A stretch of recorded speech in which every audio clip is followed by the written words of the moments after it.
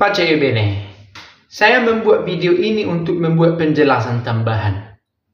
Apakah Yesus dan Isa adalah merujuk pada sosok yang sama? Jawabannya ya, dalam sejarah. Begitu ya. Tapi, apakah ceritanya sama? Tidak. Tidak sama ceritanya. Yang satu cerita ditulis abad pertama, yang satu ditulis abad ke-7. Kan begitu. Yang mana yang benar? Saya sebagai seorang Kristen, tentu saya harus katakan cerita yang benar tentang Yesus adalah dari abad pertama yang ada di kitab suci saya. Seorang Kristen harus mengatakan itu dengan benar. Yang mana cerita Yesus yang benar, yang ditulis abad pertama atau abad ke-7? Tentu jawabannya adalah yang ditulis abad pertama. Nah, bagaimana arti benar ini? Apakah soal sesuai dengan realitas? Apakah karena saya imani? Ambil dua-duanya. Harus itu diterima. Kan begitu ya? Nah, kan ada argumennya begini. Kan ceritanya sudah jelas berbeda. Berarti sosoknya berbeda. Itu logikanya keliru.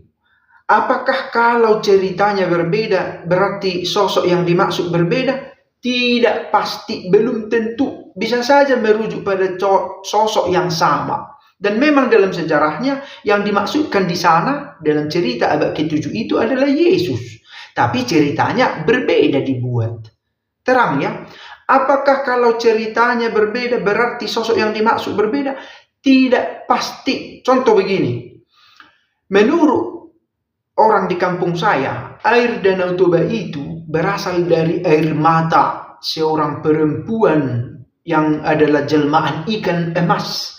Yang sakit hati disebut, oh kamu ini dulunya ikan. Sakit hati dia, menangis. Saking sedihnya menangis sampai air begitu banyak terbentuk Danau Toba. Cerita yang lain, yang ilmiah, oh Danau Toba itu adalah bentukan dari letusan Gunung Toba yang terjadi puluhan ribu tahun yang lalu. Terjadi gerakan, getaran segala macam, terakumulasi air, terbentuklah danau. Apakah ceritanya berbeda? Berbeda. Satu tentang ibu, yang satu tentang gunung. Apakah maksudnya danau yang sama? Iya, danau yang sama. Kamu percaya cerita yang mana? Jawablah. Kan begitu. Buat argumenmu. Lalu, demikian juga ini. Dua cerita berbeda tentang satu pria.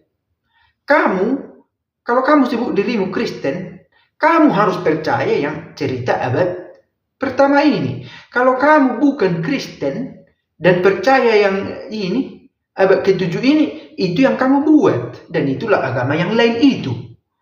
Mudah-mudahan terang maksudnya ya.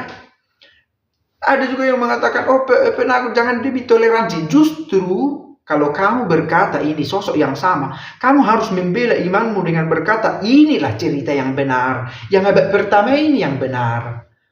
Harus kamu katakan itu. Konsekuensi dari ketegasanmu berkata, tidak ada cerita lain yang benar selain daripada abad pertama ini. Yang diteruskan sampai ribuan tahun.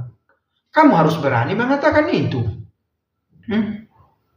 Oh, dia kan diangkat, bayangannya saja disalibkan, sosok lain itu yang menggantikan. Kamu harus sanggup berkata, no.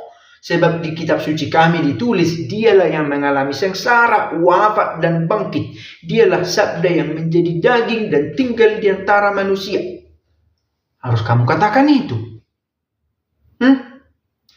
Macam-macam komentar ini yang mungkin cara saya menyampaikan di video pertama itu, entahlah apakah karena keterbatasan kemampuan berkomunikasi atau pilihan kata saya yang tak umum.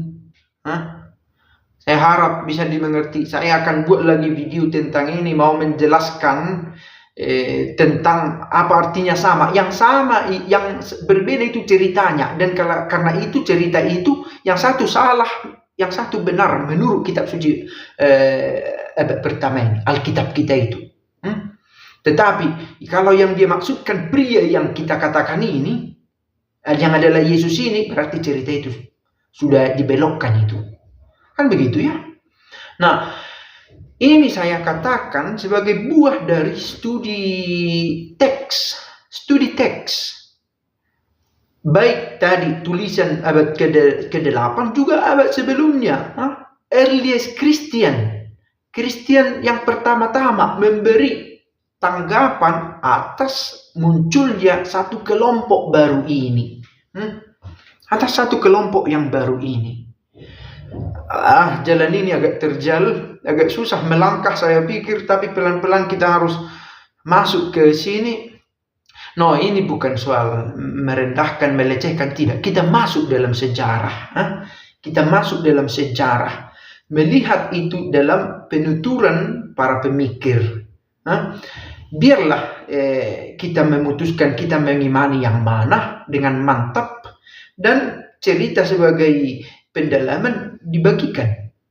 Kalau akhirnya ada orang percaya, oke, itu pilihan bebas, tidak menjadi paksaan. Sejauh ini yang mau saya katakan. Di video selanjutnya saya akan coba bagikan lagi. Ciao.